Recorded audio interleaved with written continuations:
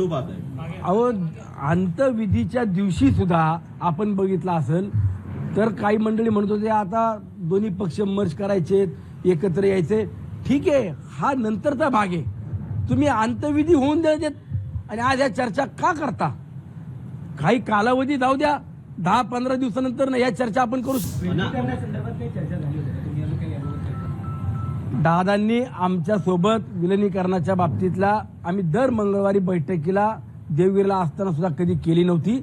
पण ठीक आहे, दादांची इच्छा काय होती किंवा काय करायचं हा नंतरचा भाग आहे. आज यावरती भाष्य आपण का करतो? नाही, त्या विषयाला आपण सारखंच दुजोरा द्यायचं काम नाही करायला पाहिजे. परंतु जाणीवपूर्वक काय मंडळी तोच विषय तेच वारंवार चर्चा करतायत. मी सुद्धा सांगतो, ह्याच्यामध्ये सुनीत्रा वहिनी आमच्या उत्तराधिकारी आहेत. जो निर्णय सुनीत्रा वहिनी घेतील तो राष्ट्रवादी काँग्रेस पक्षाच्या सर्वसामान्य कार्यकर्त्याला, प्रमुख व्यक्तींना, जबाबदार असलेल्या विधानसभेतल्या आमदारांना देखील तो निर्णय मान्य असेल, एवढंच मी सांगतो. ह्या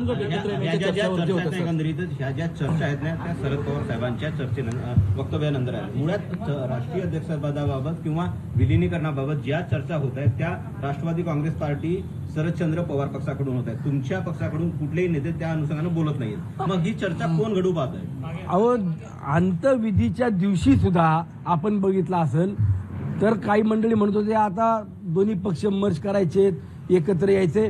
ठीक आहे, हा नंतरचा भाग आहे. तुम्ही अंतविधी होऊन द्यायचे आणि आज या चर्चा का करता? काही कालावधी जाऊ द्या, 10-15 दिवसानंतर या चर्चा आपण करू शकत नाही. पक्ष मर्ज करणं किंवा पक्षाचा राष्ट्रीय अध्यक्ष करताना कायदेशीर बाबी सुद्धा तपासल्या पाहिजे. आजही कोर्टामध्ये पिटिशन दाखल आहेत. याबाबत कुणी चर्चा करतं का की त्यामध्ये आता कशा पद्धतीने पुढे गेलं पाहिजे? कायदेशीर तांत्रिक ज्या ज्या अडचणी होत्या त्यातला पहिला टप्पा काल सुनीत्रा वहिनींना गटनेतेपदी त्यांच्याकडे जबाबदारी देऊन त्यांना गटनेता म्हणून त्या ठिकाणी सर्वांनी एकमताने निर्णय केला आणि उपमुख्यमंत्री म्हणून दादांच्या खुर्चीवरती बसण्याचा आम्ही त्यांना त्या ठिकाणी आग्रह केला आणि ही पहिली प्रक्रिया पूर्ण झाली आहे.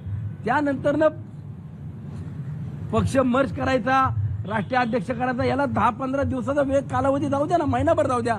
आज त्याच्यावरनं काय आलंय का? विधिमंडळातल्या आमदारांना एक संघ ठेवणं ही पहिली कायदेशीर प्रक्रिया होती, ती पूर्ण करायचं काम काल झालेलं आहे. पहिला टप्पा पूर्ण झालाय. नंतरच्या कालावधीत या सगळ्या घटनेला किंवा सगळ्या चर्चांना सुनीत्रा वहिनी स्वतः निर्णय घेतील, त्या सक्षम आहेत.